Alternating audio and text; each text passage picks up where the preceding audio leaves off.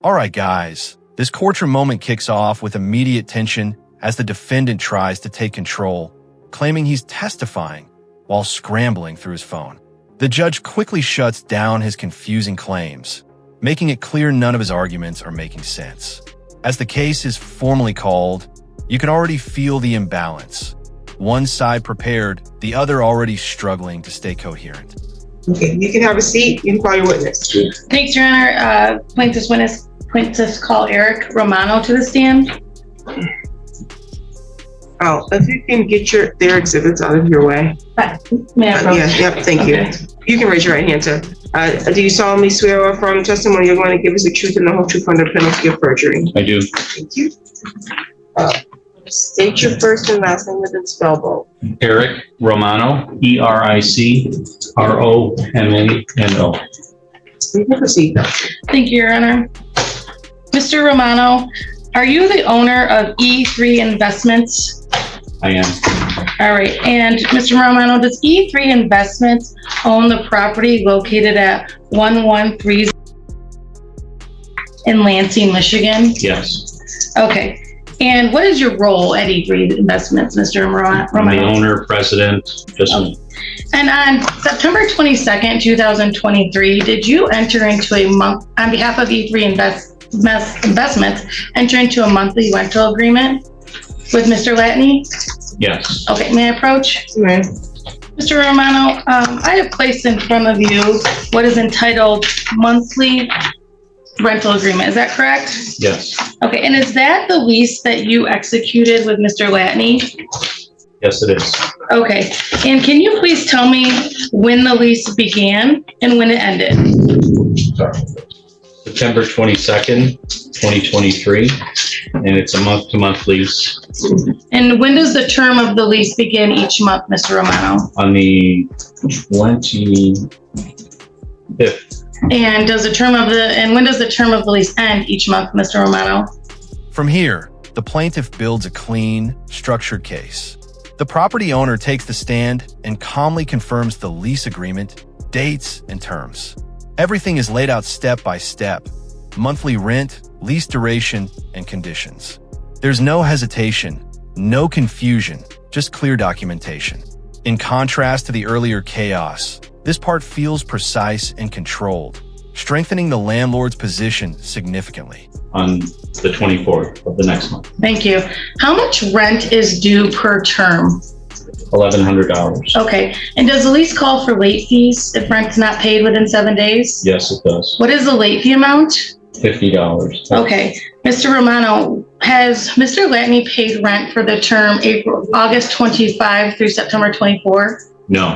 Has Mr. Latin paid rent August 25 through September. August 25th through September 24th? Sorry, it's a 30. Okay. Yeah. So, okay. The answer is no. I think I knew what you were saying, but was you thinking years? Got Yeah. it. Got it. Okay. I'll clarify. He's thinking you're talking about 23. You're talking about the term. I know what you were saying, though. Yeah, I apologize.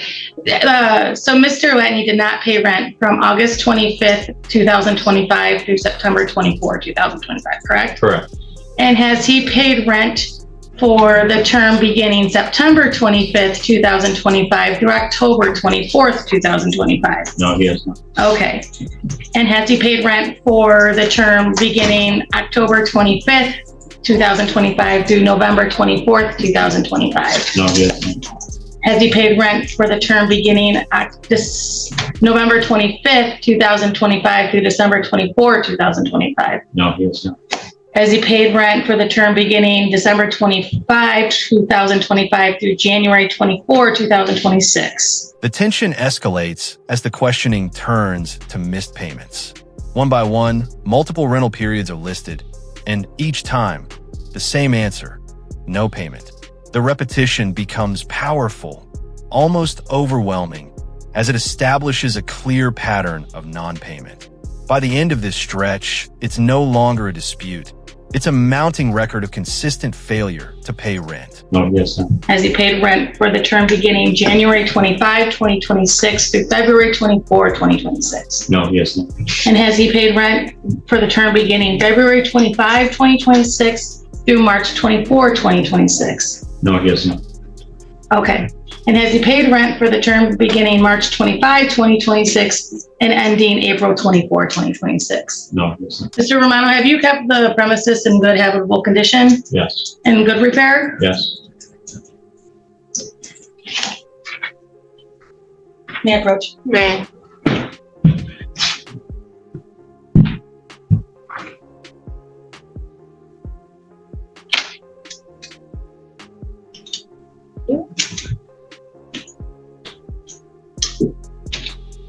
Mr. Romano, what I placed in front of you is entitled Payment Record. E3 Investments v. Zachariah Latin. You recognize this document? Yes. And Mr. Romano, can you explain to the court what this document is? Now the financial weight of the situation becomes undeniable. The ledger is introduced, showing a total of $9,200 owed. The defendant attempts to object, but struggles to articulate a valid legal argument. The judge steps in, clarifies the situation, and allows the evidence. This moment highlights a critical shift. The courtroom begins leaning firmly toward the plaintiff as the defense falters. It's a ledger, a payment record showing rents due and late fees approved. Mr. Romano, what is the balance for rents and late fees due today?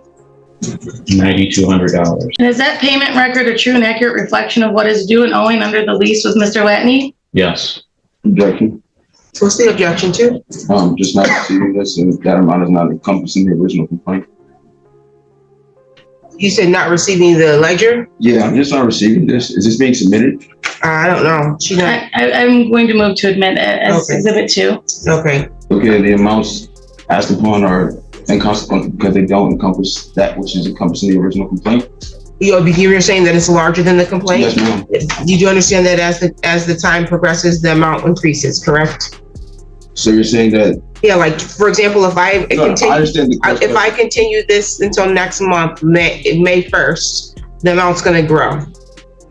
precisely. Okay, so the question then becomes, to what extent do those amounts? So essentially, that which is originally Your complained upon. objection to the exhibit. The exhibit is that he never received it, Yeah, I never received it. and that he says that I'm just not the receiving amounts those. are, That is a clear objection I'm having. the amounts are off.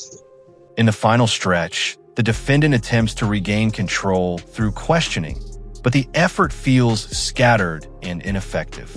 Basic questions are either already answered or redirected by the judge.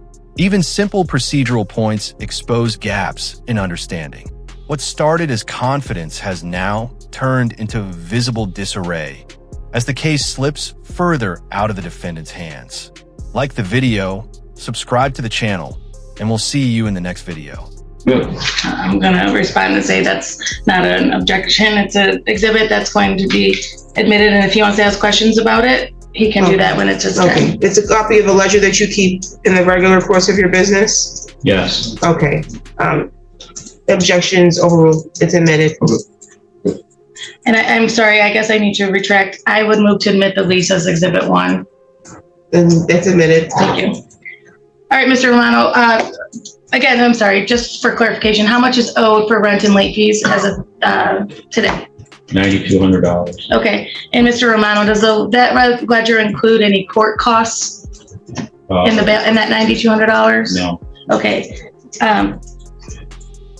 And as to court costs, Mr. Romano, is it correct that you would be seeking those costs in the judgment today? Yes. Okay, and no further questions, Your Honor? Do you have any questions for Mr. Yes, Your Honor, I do. Proceed. Just allow me a brief second. Okay. Can I get my questions together? Is that an issue? No, I just told you you can Oh, no, cross-examine the it seemed like witness. she had a complaint. I'm just like, what's the issue? All right, okay. What date did, okay, this is gonna be my question. What date did you allegedly engage in the lease with the plaintiff, Mr. Romano? He is the plaintiff. With the defendant, Mr. Romano? Excuse me. Object that's asked and answered, but go ahead. He has answered that already. The 22nd of September, 2023. Okay, these proceedings, on what date did your attorney file the complaint initiating these proceedings? That I don't know.